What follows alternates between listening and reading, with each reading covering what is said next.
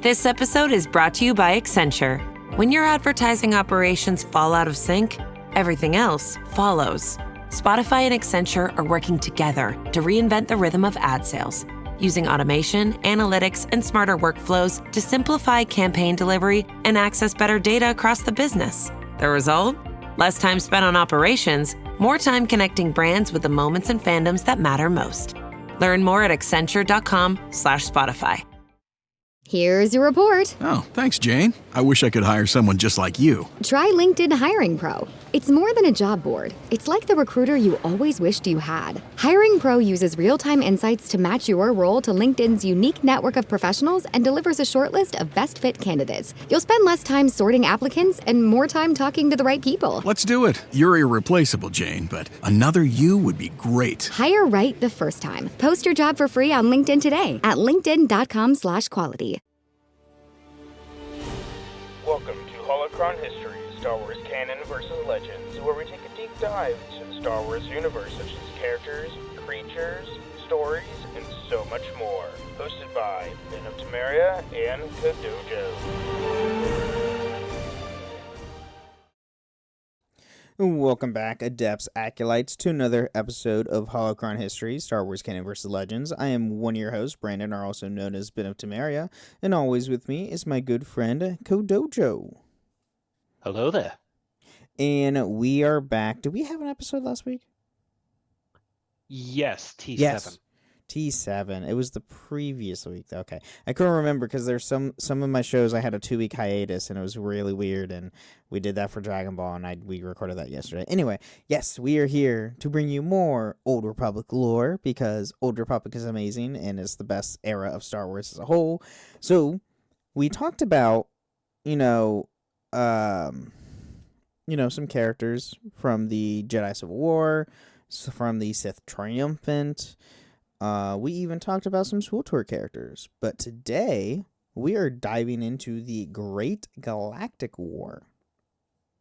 Now, not to confuse this with SWTOR, that war that starts at the beginning of the game is a completely different war, technically speaking. Because they go through a 30-year war, which is this. Yes. And then they have like a 5-year Cold War period, and then they kick things off again. Correct. Yeah, you start the game the game starts in the Cold War era of everything, and then it kicks back up again. Which I say again to Disney, please expand on this. You literally have 30 years of stuff to go through. Tabletops. We're getting Old Republic again. We are getting Old Republic again. Fate of the Old Republic is announced during, this past year's Video Game Awards. Saber Interactive just came out, I think last week, saying, hey, the KOTOR remake is still being developed. We are still working on it. It's still happening. So, we promise it's not on life support. It is going on. Yeah, no, and I mean, with KOTOR specifically, you can't just announce it and then cancel it, because then that becomes a huge problem. Not just for Star Wars game enthusiasts, but KOTOR enthusiasts, which are more violent. We're more violent. So, please give it to us. And also, them bringing the remake out canonizes that era, because it's under Disney's banner. Because if you look, every single Disney game, every game that has come out during the Disney era has been canonical. And they are confirmed, majority of the story will stay the same, but there will be tweaks, kind of showcasing, hey, the story is going to be canonical in canon. Maybe. Fate of the Old Republic is going to be canon. Yeah, which it will be interesting to see how that plays out. But anyway, on to the Great Galactic War. On to the Great Galactic War. So Trust me, we could spend hours on this subject alone. We could. So with the Sith Empire's defeat, meaning Revan's Sith Empire and the Sith Triumph and all of them, not... No, this is different. No? Great yes. War. Yes, this is, wait, is this the one I'm thinking of? No, this is where the Dark Jedi were expelled from Tython, and the Jedi Ow! went with the Oh, oh, Republic, oh, and the oh. Dark Jedi found Korriban and taught those Sith, the actual Sith, about the Force. Got it. Okay. So there's so many versions of the Sith Empire. Calm down. Calm down. So, with the Sith Empire's defeat in the Great Hyperspace War, the Republic decided how to deal with the fallen enemy. Supreme Chancellor Ptolemy ordered the Republic military to exterminate all remnants of the Sith. But one Sith Lord and a group of survivors escaped the Republic's slaughter of their own and fled to the unknown regions. Now, 'Cause you might that's think fun. this is extreme and overkill and unnecessary. You got to remember, these people came out of nowhere and just started bombarding the known Republic there. And the Republic almost lost. It was only because of Onderon military's might that they got pushed back. Yeah. So there, he reformed the empire, assumed the title as Sith Emperor, meaning Vitiate, and created a council of other Sith Lords to rule under him. Using the power of the dark side, the Emperor kept himself alive for over 1,000 years after the Great Hyperspace War, rebuilding the Empire's strength and promising his people to revenge on the Republic and the Jedi. And the Sith of this time are also scared because if the Republic finds them, it is actually They're over them. SOL. Yeah, they have zero strength. They're only on one planet that is wild, that is hostile towards them. Yeah. They will die. So the Republic, meanwhile, was challenged in a number of wars over the next few thousand years. After the war with Exar Kun, the Sith Empire goaded the Mandalorians to attack the Republic. A group of Jedi, led by Revan, soon joined the Republic forces in their war against the Mandalorians. During the war, Revan traveled to the ancient Sith Academy on Malachor V, where the final battle of Mandalorian Wars would later take place. Obviously, this is the before the events of KOTOR 1. Mm-hmm. And Which then, is shown through flashbacks. Correct. And then during this time, he learned the true Sith's existence in the unknown regions. He then used the Star Forge, a Rakatan artifact, to start a war with the Republic, prepared the Sith Empire's invasion, resulting in the Jedi Civil War. The Republic was also burdened by the upheaval of the cause disorders. Yeah, it's the we talked a little bit. What did we talk about? We talked about this in like the Sith Wars. Yeah. But the Mandalorian War was meant to probe the Republic to see how it was, soften their defenses. Then Revan was supposed to go in later and actually prepare it, but as soon as Revan got back into Republic space, it's like, why am I here? Why am I doing this again? Yeah. He kind of went off. He went rogue and just did his own thing and not did anything for the Sith Emperor, aka Vitiate. So, yeah. So the Sith Emperor then began planning an invasion of the Republic as early as 3960 BBY, nearly 3 centuries before the war began. These initial plans were delayed thanks to a large part of the efforts of the legendary redeemed Jedi Revan, because he was trapped in stasis and feeding the Emperor like his own delusions and like kind of like giving him paranoia not to do anything. Yeah. Now, a funny thing is, if Vitiate actually attacked after Revan's war, I think they would stand a better chance. Oh God, yeah. So disorganized. Ooh, yes. So, but the Empire would not dominate for the following years. The Emperor's war preparations continued nonetheless, with only timing of the invasion postponed. 2.5 centuries of military buildup would happen before a shift of direct preparations for invasion. After such a lengthy buildup, the Sith fleet had grown to enormous numbers, and now Imperial agents had began to operate in secret, arranging alliances both within and outside Republic space. Yeah, even though, like, Revan postponed everything by 300 years, doesn't mean the Emperor was just sitting idly by. He was he was prepping.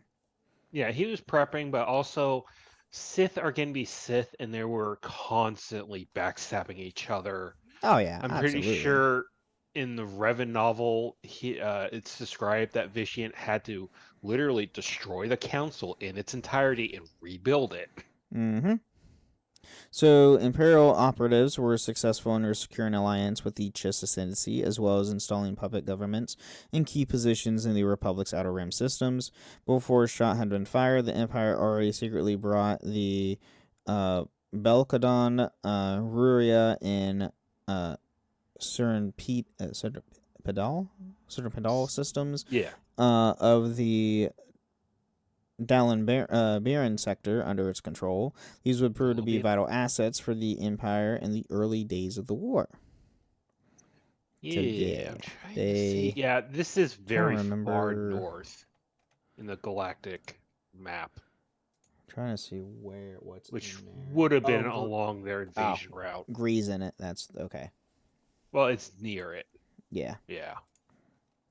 And then an invasion drew near. The Imperial Navy's war games would reach a fever pitch. Military exercises became a daily event. On the eve of the war, the Imperial fleet gathered at key staging locations just outside of the Republic space. And in the year 3681 BBY, the Sith Emperor ordered the invasion of the Republic. And we get that great cinematic. Oh, boy. And then we get into the cinematics of SWTOR. So, starting with their return. So, for centuries, the ancient Sith homeworld Korriban had been guarded by a vigil of Jedi and a fairly small contingent of Republic troopers. On the onset of the war, this garrison was overseen by Jedi Master Ko-Chin Darach and his Padawan, SWTOR Shan. In a move in which caught the Republic's defenders completely by surprise, a Sith fleet of over 30 warships launched a massive assault on the long-occupied Holy World Korriban. The Republic and Jedi defenders quickly fell to the Imperial attack, while Sith Lord Vindician and his apprentice Malgus battled Jedi defenders Darach and Shan on the orbital station. Now, by the way, I have Vindician's lightsabers in SWTOR because you can get them in the cartel market. Now, 30 warships at this time would have been overkill. It is overkill. Because it was a very small contingent, but they were there to make a statement. Oh yeah, no, this battle was overkill for the Empire against the Republic. Plus, it would be their foothold in the known galaxy, in known Republic. So, and then Shan escaped the fighting on orders from her master, but Darach was slain in the lightsaber duel by Malgus with a minimal effort due to overwhelming force. Korriban was captured by Imperial forces and brought under Imperial dominion once again more. The attack was so successful that then an extended period of time passed before the Jedi Council even learned of Korriban's loss. Yeah. Yeah. Which this was bad. Because SWTOR Shan escaped there almost immediately, so I wonder if they got into trouble between escaping there and getting to Republic. Generally, with any war assault or any invasion, the first thing you do is cut out communications. Yeah, but she jumped to hyperspace right away, and maybe a week at max it would take to get from Korriban to Coruscant? Maybe? I don't know. I don't know what the time span would have been. So, as yet unaware of the fall of Korriban, the appearance of the Imperial battlecruisers in the Tengel Arm and Aparo sectors was a mystery to the Republic. Natively hopping to the resolve of unexpected situations quickly, the Republic dispatched a lightly escorted diplomatic team to find out what's happening. Oh, that's bad. Lightly escorted.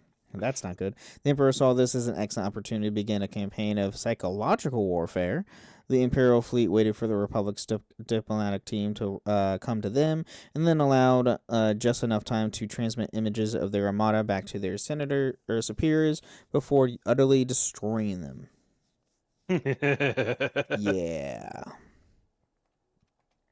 And then in response to the threat, the Republic immediately mobilized the fleet to besiege the area of Tengel Arm, arriving in proximity to Bekalodon, Uria, and Serpentine, the First Republic War fleet found itself ensnared in the Empire's trap. Surrounded by Imperial warships and Turncoat's allies, the Republic fleet was forced to scatter around and retreat to Morol in order to avoid a complete annihilation. Yeah, so there's the payoff for turning those 3 planets, which probably would have been a staging area for the Republic, but now it's going to be turned into a trap instead. Uh-huh. Which, yay. Hooray! And then with the capture of Tyndall Arm and the rout of the Republic forces there, the Sith Empire turned its sight on the valuable new target, the Solus sector. Solus Van was the home of the significant Republic starship manufacturing facilities, which presented a tempting target for the invading Imperial forces. Yeah, that would that it would. Mm-hmm. The Imperial naval forces quickly moved on to Solus Van and were entirely undefended, with the Republic forces still scattered. Various Sith starfighter squadrons attacked the shipyards and destroyed the orbital ring and made up with the station. Yeah, that's a blow when you lose a major shipyard. Absolutely. Oh yeah, and dry docks as well. Yeah. Mm-hmm. So the Sith forces continued to press and conquer the world itself. Much of would continue to be the case as the war pressed on. The Imperial forces executed any civilian or governmental workers who refused to swear fealty to the Empire. The token Republic military personnel were not granted such mercy. They were simply hunted down and summarily executed as enemies of the Empire. That's mean. Of course, they don't have the Geneva Convention in space. No. They don't have that at all in Star Wars. Anything goes. They don't care. Specifically the Sith. They don't care. Lightning. So, despite the violence of the attacks, not all senators were convinced of the threat they faced. Some of the Senate argued that the attackers were simply another upstart species who could be defeated with if only the military could devise an effective strategy. While the faction did not control the Senate, it was enough to that the body was paralyzed by indecision. Yeah, you gotta love it when politicians think they know more than they actually do. No shit.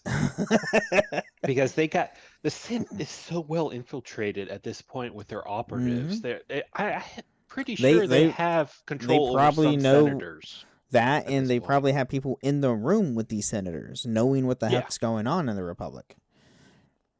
So the Jedi, by contrast, took more decisive action. As an ancient enemies of the Sith, the Jedi Order recognized the threat and what it was, and dispatched a force to attempt to defend the Minos cluster. The Jedi hoped that their action would spur the Republic into action, and indeed, they were successful in doing so.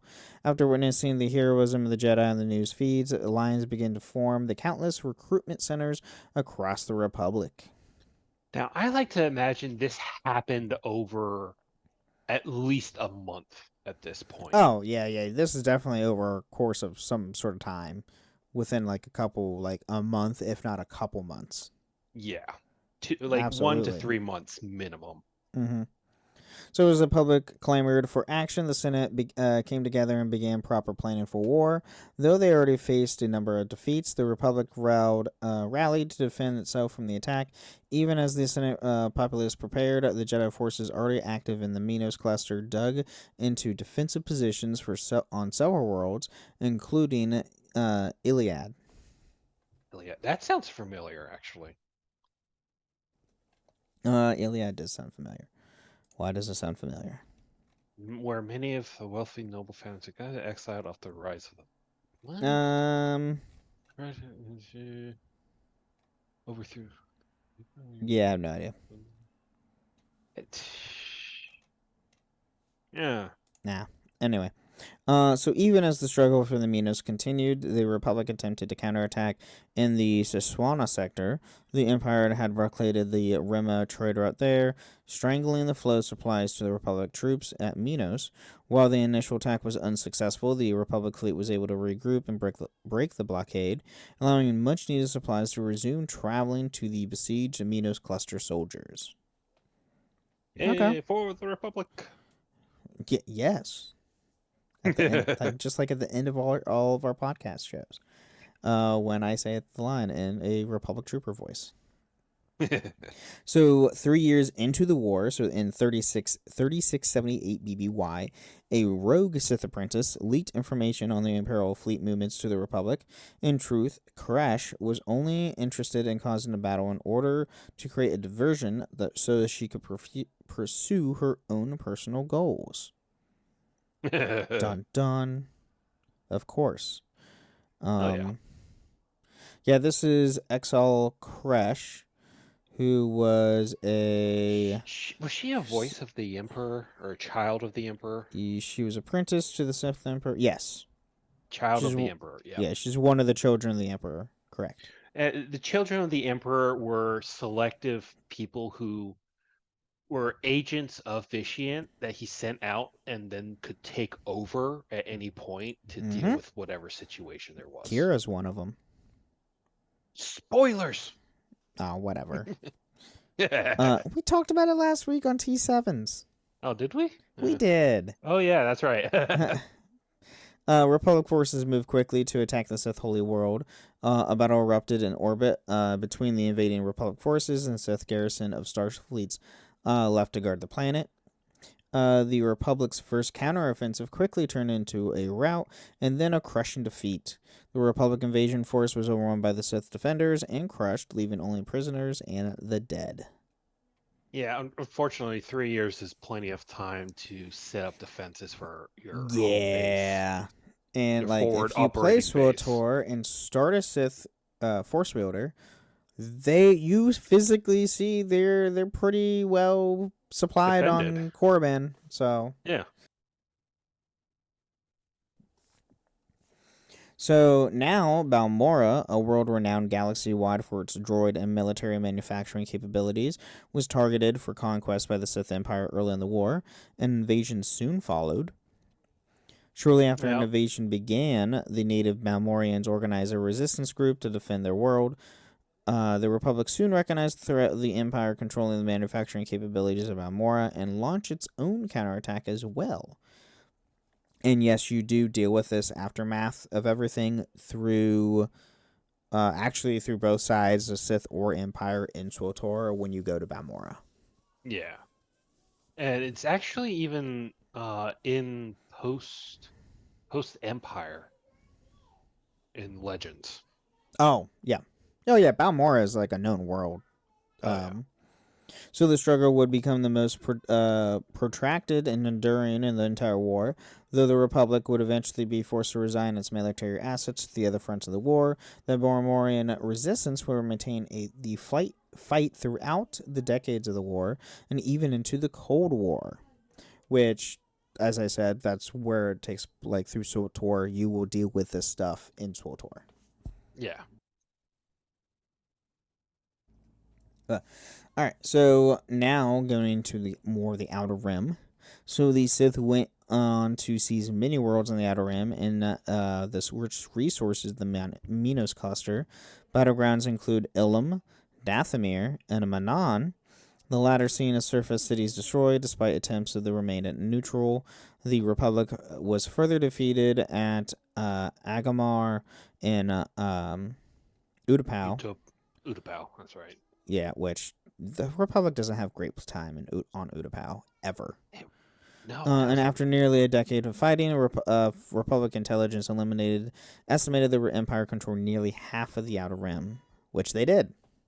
Yeah, because the Outer Rim is very much the proverbial Wild West.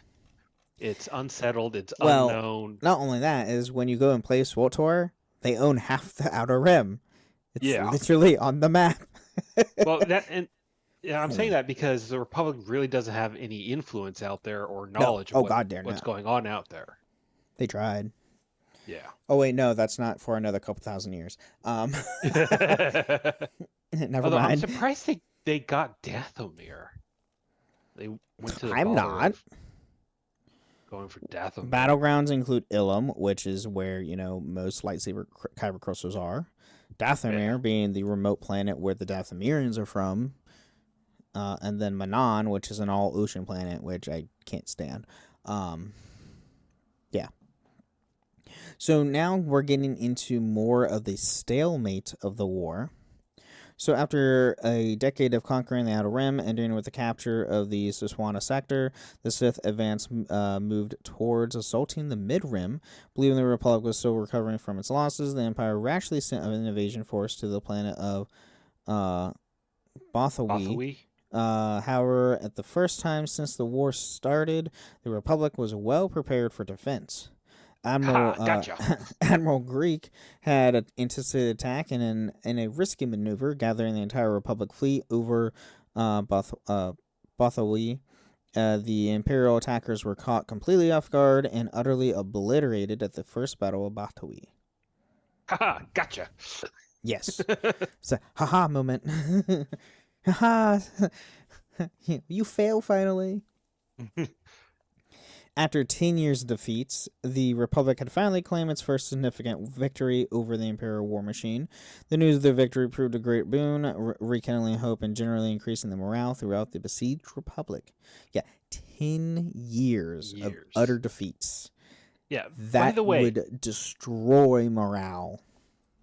But by the way, the Clone Wars took place over only 3 years, and by the third year, everyone was getting sick of it. It was only entering its first decade. It still had 2 more to go, by the way. Yeah. So the sweetness of victory, however, would be short-lived. Seeking vengeance for their humiliating defeat, the Empire sent a much larger force back to Bothawi.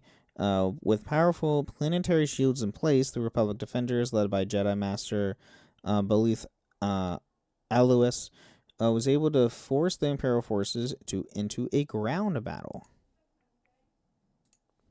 Yeah. So an Imperial army of 50,000 soldiers descended on the planet and engaged in one of the bloodiest battles of the war. Imperial forces lost an average 10 soldiers to every 1 of the Republics they killed, while the Imperial commanders were forced to call the reinforcements due to the losses. The Republic defenders stood defiant, and the last man, despite an offer of safety, they were to surrender. Now I know this may sound cold, but a 10-to-1 ratio is pretty good for the Republic. Yes. You're making the attackers suffer attrition at a horrendous. Well, and that just shows that the Republic troopers at the time were well more trained than the Imperial troopers, which is very surprising. Well, they're catching up. They're catching up to Imperial troopers because before the war, the Republic was not ready for a war. The Sith and their troopers were, which is why. Well, no, because before the start of the war, like the Republic didn't really have a military. Like most of the time, the Republic itself generally doesn't have a military. No, it always gets local planets to donate ships and troops. But but like I said, it's like the Republic was not ready for war. The Sith, on the other hand, were gearing up for it. They were ready. It took the Republic 10 years to catch up to the Empire, and the Empire, I'm guessing, was found wanting at this point. Like, oh, there'll be a pushover, or Right. So the Imperial victory was Pyrrhic, meaning that whatever. Right.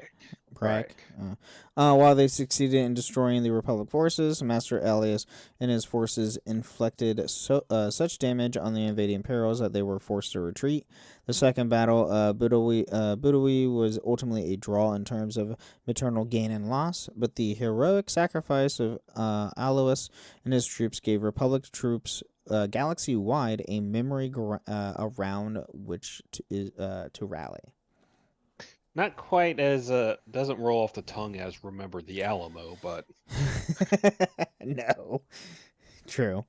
And in retrospect, after the war, scholars such as Master Nonstral would come to identify the victory of Bothawi as the only eventual outcome of the war, and the Republic's only hope in the face of the Sith onslaught was survival, not victory. Which is true. Yeah. Because I'm wondering if they're thinking, well, if we grind this out long enough, the Sith will eventually turn on each other, and then we can pounce on that. Right. And now going into 3668 BBY, the Republic's warships began mysteriously disappearing by the dozens. Investigations by the Republic SIS learned that the group of Sith known as the Dreadmasters were using a form of battle meditation to project terror on the crews of the Republic ships, making them flee in fear. Now, there is a raid involving the Dreadmasters. I can't remember what patch it was. I think it was before they did Is the there a raid? expansions. I thought... Yes. So, if you play the Jedi Knight storyline and you go to... what's the prison planet? There's the B. It's not Balmora. Belvora? Belsavis. Belsavis. You actually... The planetary storyline is you taking down the Dreadmasters because they're imprisoned on Belsavis. No, there was a raid. Because when I was in there, our guild did that raid, and it was so much fun. Oh.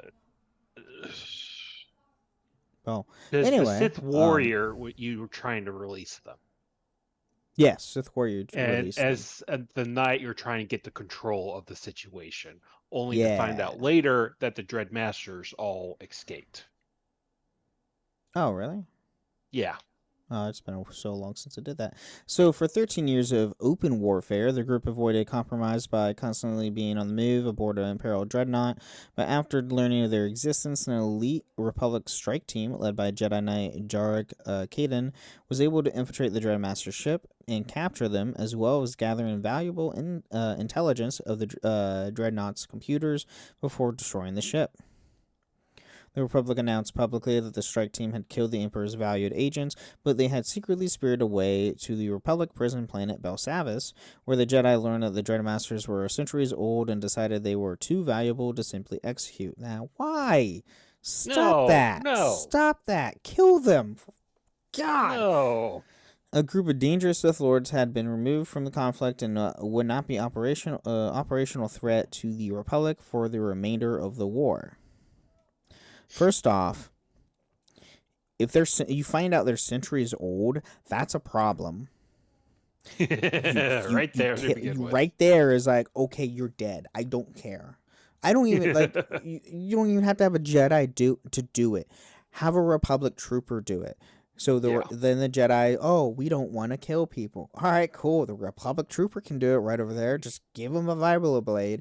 He can decapitate them right on the spot. Yeah, I mean, this was a big mistake on the Jedi's part. So dumb. Letting them live. So stupid. And then the intelligence attained by the Dreadmaster's mission would prove enlightening to both Republic intelligence and Jedi scholars alike.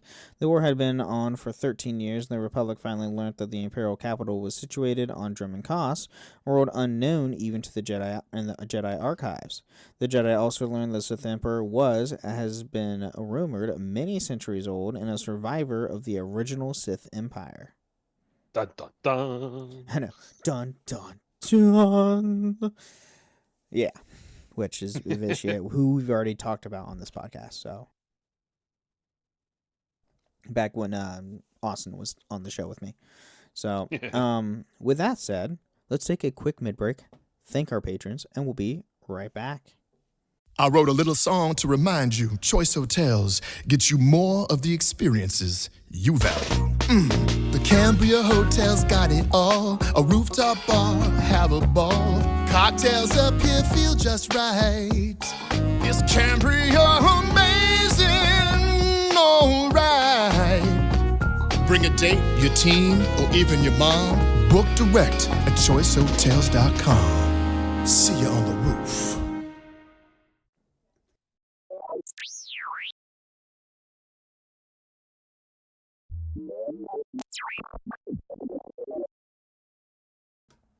All right, welcome to the middle of the show. We're talking about everything podcast has nothing to do with the lore of Star Wars. Here, we want to thank all of our amazing patrons. Thank you guys so much for supporting the show. And if you too want to support the show, you can go to patreon.com/holocronhistories, where you can get ad-free episodes or even join us on the show itself once a month of the topic of your choosing. You can also go to Apple and Spotify, leave 5-star review on Apple with some words or a nice Spotify comment. Read it out that next time on the show. which we do have one from Nino. Oh God, this was back on... This was an old episode. What Star Wars career would you choose? Patron chat. Oh God. It's episode 29. Oh, wow. I think you were on that episode. I don't know. Maybe. So he says, "Oh, is that easy? I'll be on it." He'll be a pod racer with nothing to lose, on a path of revenge after Sebulba destroyed my little brother in a race. But I have a heart of gold, so I would spend the money I make from races helping people in my little town. Well, that'd be cool. That's nice. That's charitable. You don't see that much in Star Wars. Yeah. You don't, which is sad. But yeah, that's awesome. And then you can also find us on a few different Discord servers, the Robots Radio Discord at robotsradio.net, as well as my own Discord server, the Ben and Friends Podcasting Discord, where you can find this show and all the other shows that I host, which are the Dragon Ball Lorecast, the Gundam Lorecast, the Final Fantasy Lorecast, the Wizarding World Lorecast, and the Witcher Lorecast. First, answer the question: what career? And That I would choose? yeah, and assume no force powers, because if you have force powers, I don't even remember what I said on this. I don't remember what I said on that episode. That was almost 4 years ago. Dear God, that's almost 4 years ago. Oh my God. Feeling old yet? I've been feeling old because my back's been hurting. So yes.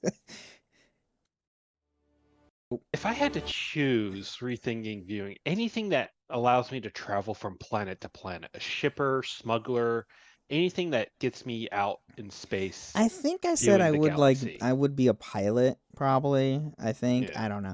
I would love I love Smuggler's Run at Galaxy's Edge. I love being a co-pilot. Oh yeah. And I love punching the hyperdrive. Punch it. Exactly. I would love to be a pilot. Because mainly just to punch the hyperdrive. That'd just be so much fun. And out of news, I mean, there's not really been any big Star Wars news lately. Just we do have them all coming up here pretty soon. Mm-hmm. About 2 weeks and away then now? about 2 weeks away, and then Mandalorian and Grogu come out in late May 22nd, so we get a new movie this year. I've heard rumors that it might not come out on the 22nd, but it is coming out in May. As far as I know, it's still set for the 22nd. They haven't announced any date change. Yeah, they're, like I said, it's some rumor I've heard. Yeah, it's nothing official. It's just a rumor. Oh, I was like, who pinged me on Discord? It was you. And you showed me the Dreadmasters. That's a cool armor set. It is. That it is. And yeah, I mean, do you have anything else for the mid-break? 'Cause I don't.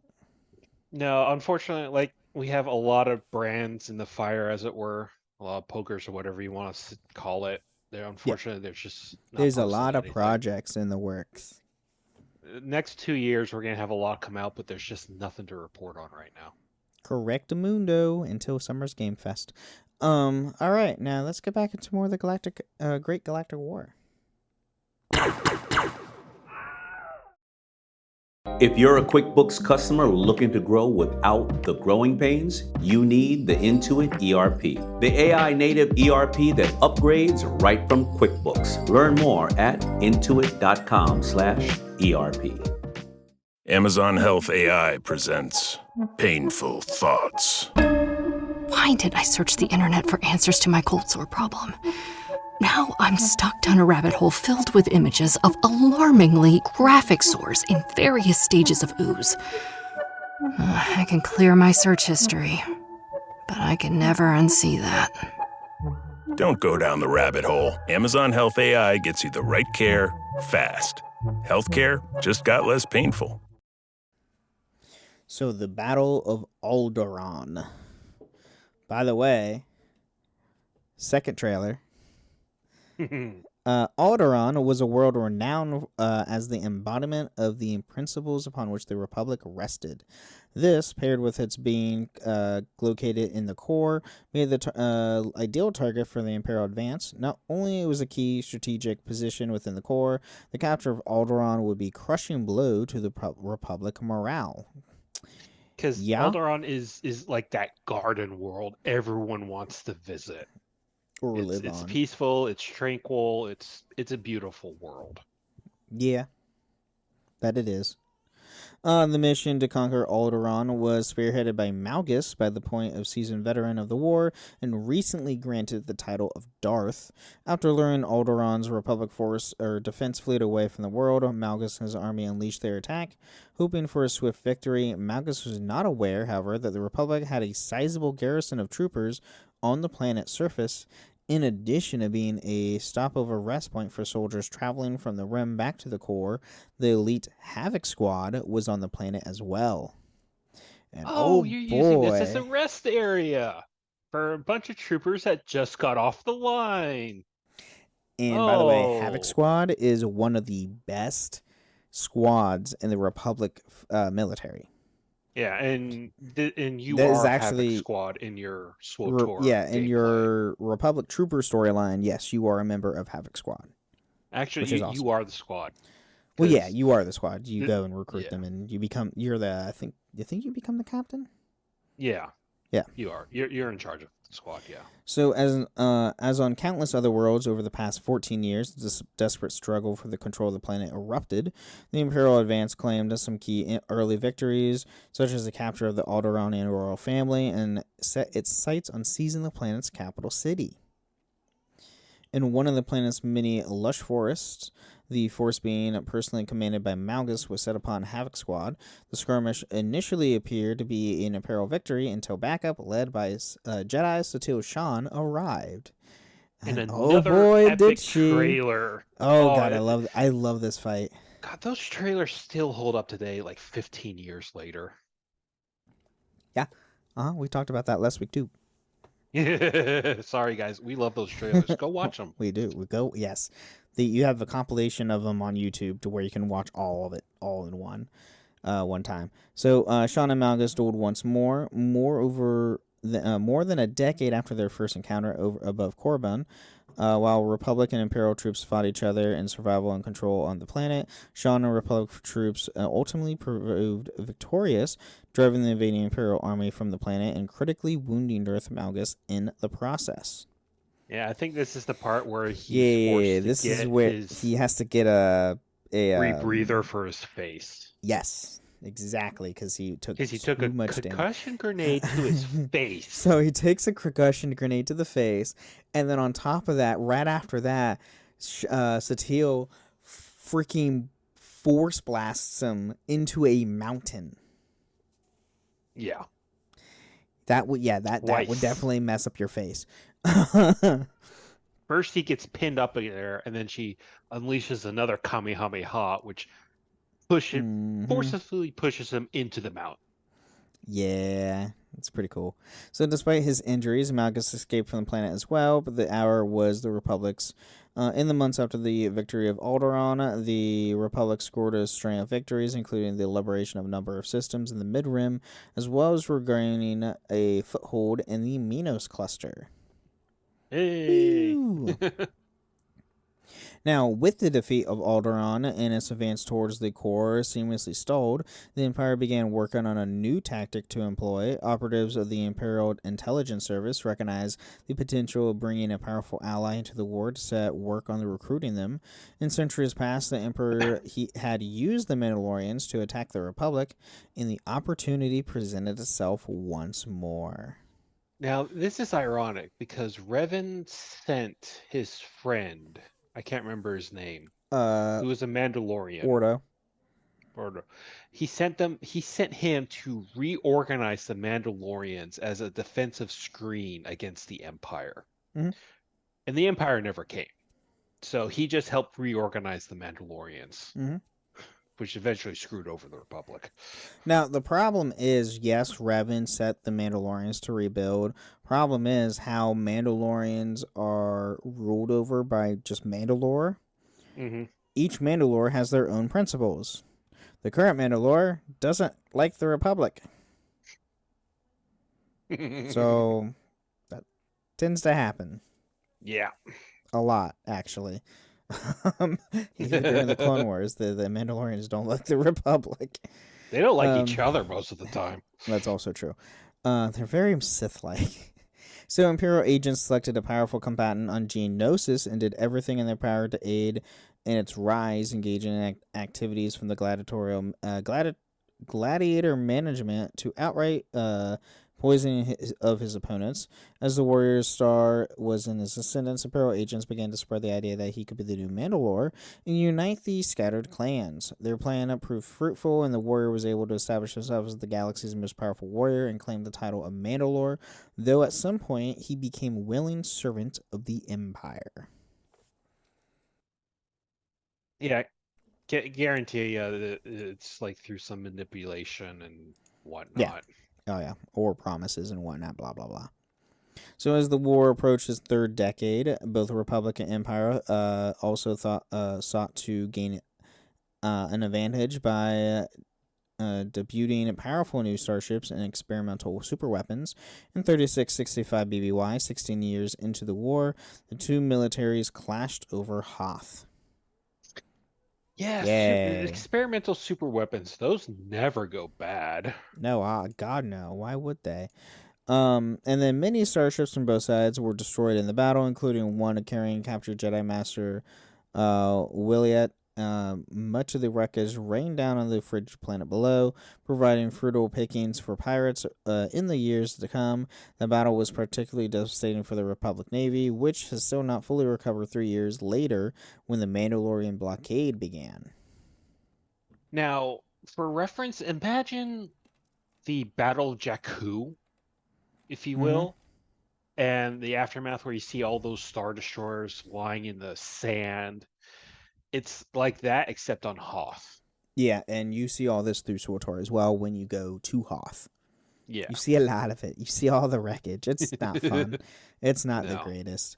Though that's towards the end of the Hoth storyline stuff that you do is when you see all the wreckage and stuff. Other than that, before all that, it's just you see in the distance at first, and then you make your way towards there through the stories. Yeah, but it's mainly snow.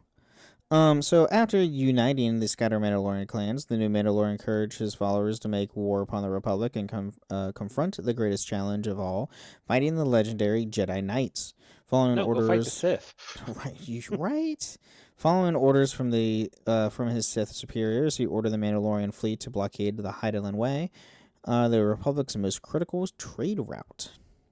Yeah, and this Hydaelyn Way literally goes from the top of the galaxy to the bottom of the galaxy. Yep.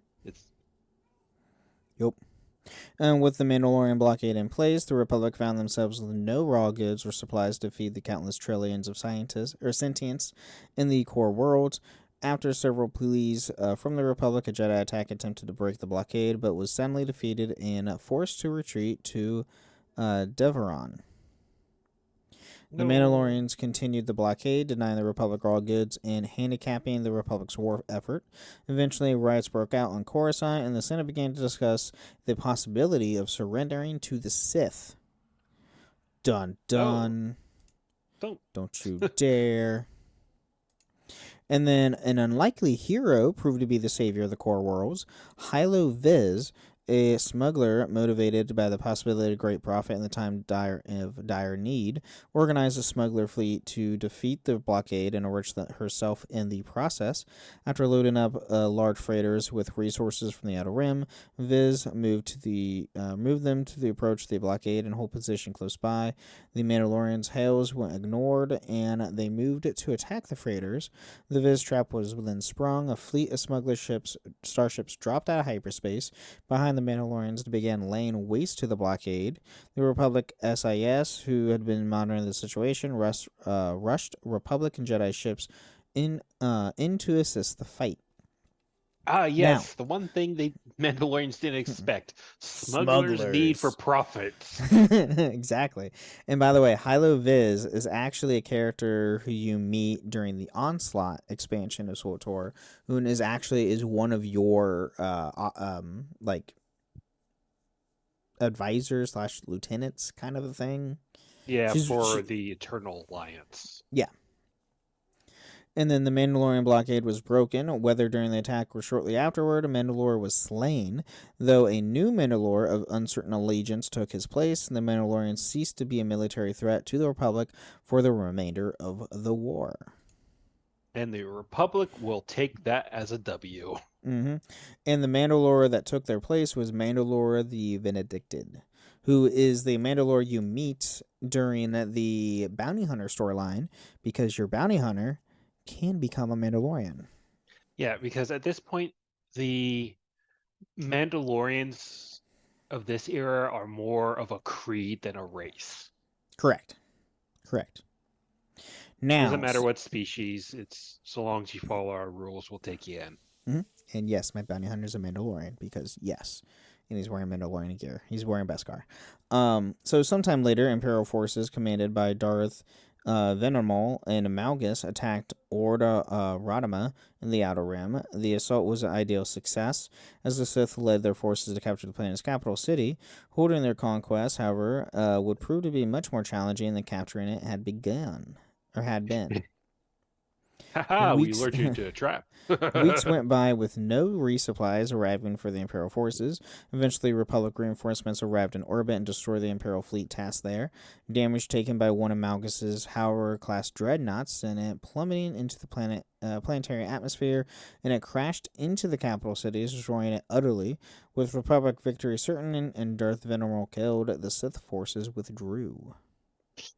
Yeah, I think that's a bit of an L on the Republic, because it crashed into the capital city where there's a lot of civilian population. I wouldn't say that's like a Republic victory per se, because that's, I don't know, it's weird. So after the Republic victories over the Mandalorian blockade and Radama, Republic forces pressed their advantage back into the Imperial-held space.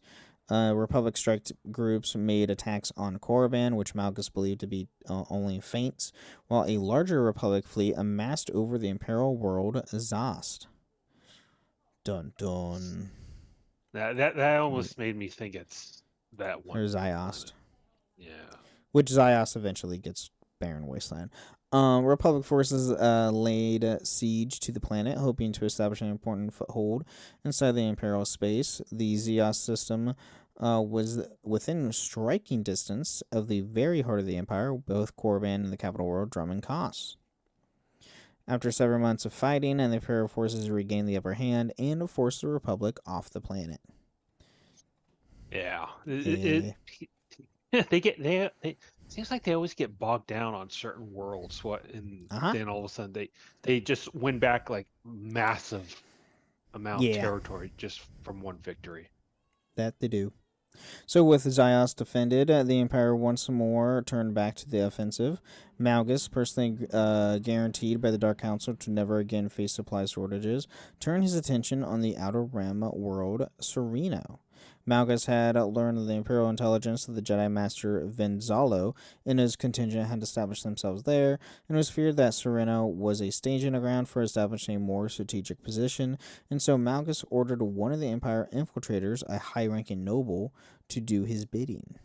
Now, Sereno sounds familiar. It's the home planet of Count Dooku and capital of the Confederate Independent Systems. Yes, the CIS. In the Clone Wars. Yep. So Malgus prepared to use his new agent to assassinate Zalo and begin his Jedi's undoing on Sereno. Moving quickly, Malgus ordered his agent to strike while the mobilized Imperial fleet was under his command. The mission was a partial victory. Zalo had slain the infiltrator and escaped on one of the Republic ships, but Sereno had been taken with a minimal effort and resources expended. Sereno did not welcome the Imperial presence, but Malgus soon put out an end of any thought of rebellion. Assassins supplied by the Dark Council were unleashed upon the world and massacred all those who dared to defy Imperial rule. That's a little dark right there. Yeah, that's pretty. Yeah. Whew. And after a short few months later, Malgus was ordered by the Sith Emperor to recapture Ord Oranima and avenge the previous Imperial defeat there. Leaving nothing to chance, Malgus decided to personally command a regiment of 4 strong combatants as he moved on the planet's new capital of New Rado.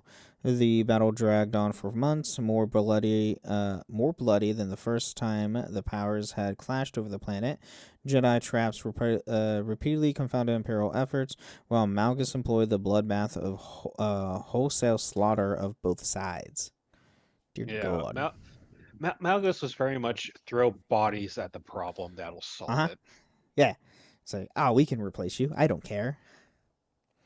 So near the end of the war, Renvar was invaded by Imperial forces under the command of the Sith Lord Darth Mekis. The swift invasion took the world by storm, and the Imperial forces devastated the troops of the Republic. Imperial victory there, however, would ultimately prove to be short-lived. The remaining Republic troops were rallied by a group of Jedi led by Satele Shan and drove the Imperial forces back to one of the Republic's last victories of the war. Now, we're getting to the third trailer. One of the most epic trailers. Is this the third one or is this the last one? Technically, I think this was the very first one, then Well, Alderaan, yeah, then Korriban one.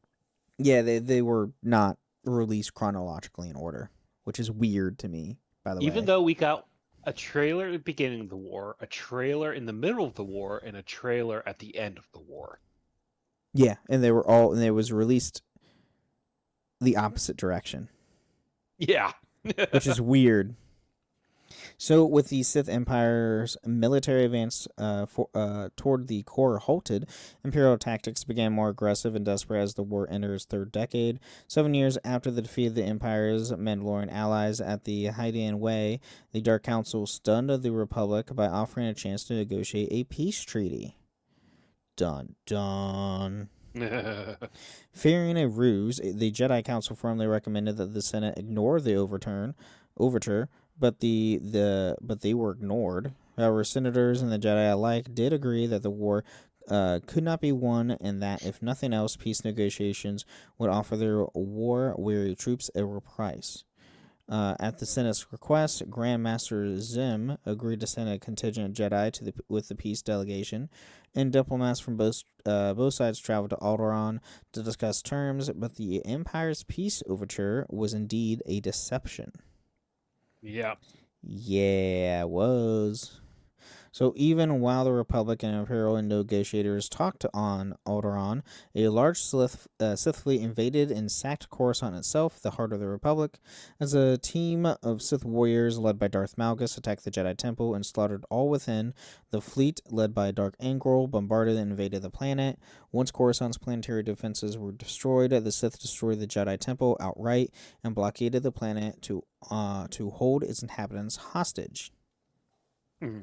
Yeah. Which angered Darth Malgus, by the way. He didn't. But first off, he does not like Angral one bit. No.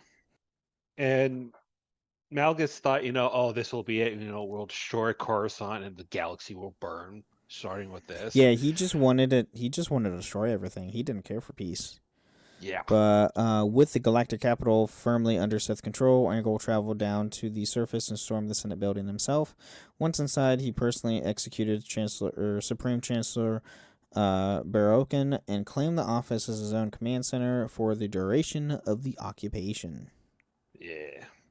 Yeah, he did. By the way, this also happens in the Deceived book with Malgus. Mm-hmm.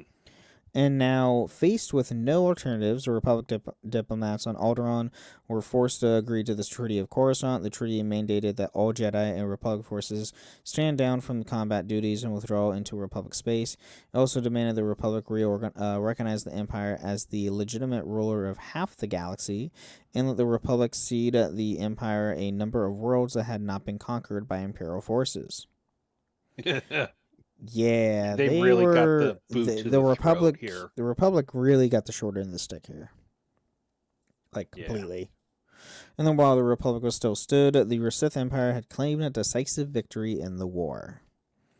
Yeah, so the Great Galactic War, the Sith Empire won. Yeah, technically. I mean, it wasn't an outright victory, but It was still a victory. And then with the aftermath of the war, so the treaty forced the Republic to give up many outlying systems to the Sith Empire. However, there were forces in the Republic that didn't accept the treaty. There were Republic troops, namely on Dantooine and Balmora, who refused to withdraw and mutinied to continue the war, while another group within the Republic, led by Jedi Master Darnala, bombed the Senate building to assassinate the senators who supported the treaty, believing them to be Imperial spies, while also planning on ruining the treaty. yeah, this is an extreme even for Jedi. She was a true Gouda, by the way. Yeah. Darnala also orchestrated a supposed Sith attack on the envoy, an attempt to neutralize the treaty. However, when Darnala attempted to put the last phase of her plan in action, her madness was revealed to her supporters, and they abandoned her, and which led to her death. The peace held through after this. And Yeah, then, I mean, go on. Sorry, to be fair, 3 decades of just outright war takes a lot out of the people, and some people are just it strains done. the mind. Absolutely.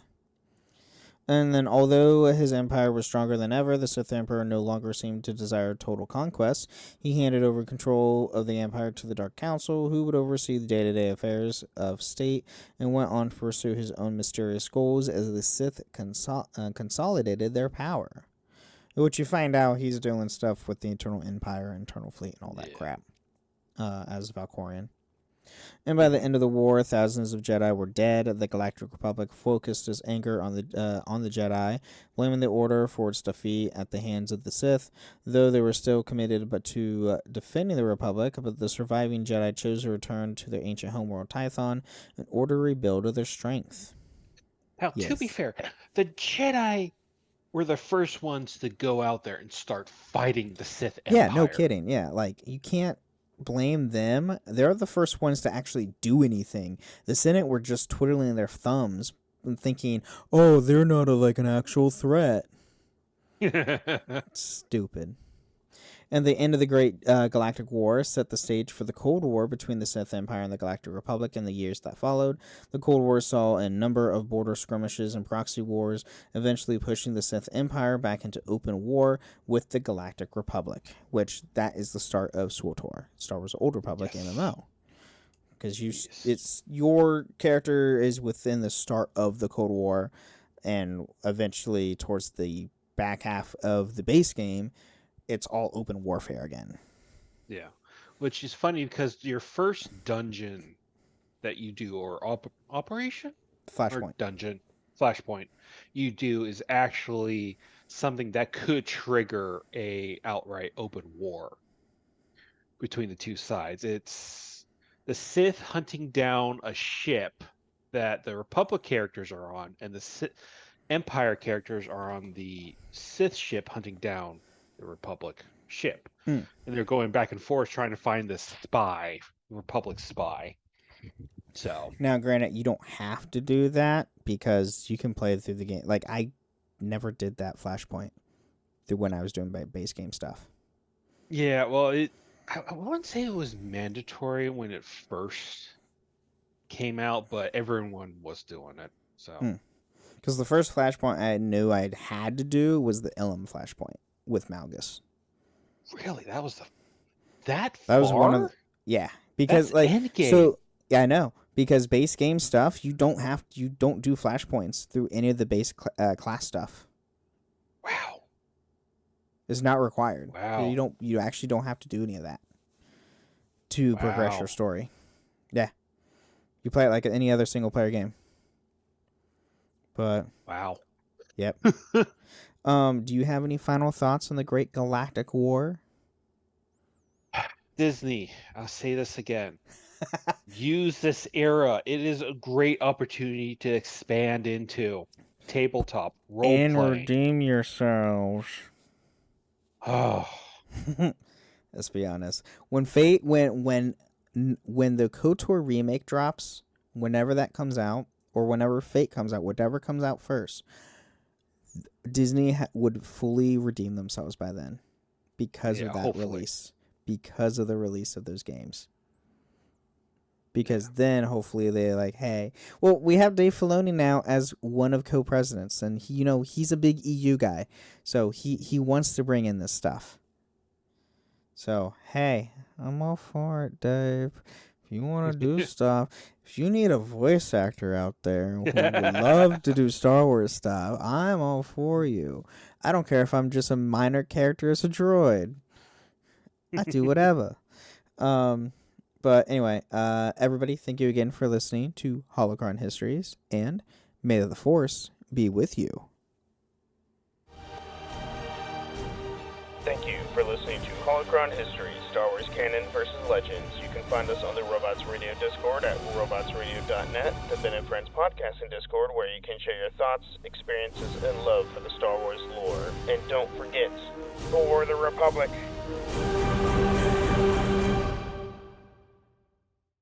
Hey, it's Ryan Reynolds here from Mint Mobile. Now, I was looking for fun ways to tell you that Mint's offer of unlimited premium wireless for $15 a month is back. So I thought it would be fun if we made $15 bills. But it turns out that's very illegal. So there goes my big idea for the commercial. Give it a try at mintmobile.com/switch. Upfront payment of $45 for 3 months, $90 for 6 months, or $180 for 12-month plan required. $15 per month equivalent. Taxes and fees extra. Initial plan term only. Greater than 50 gigabytes may slow when network is busy. See terms.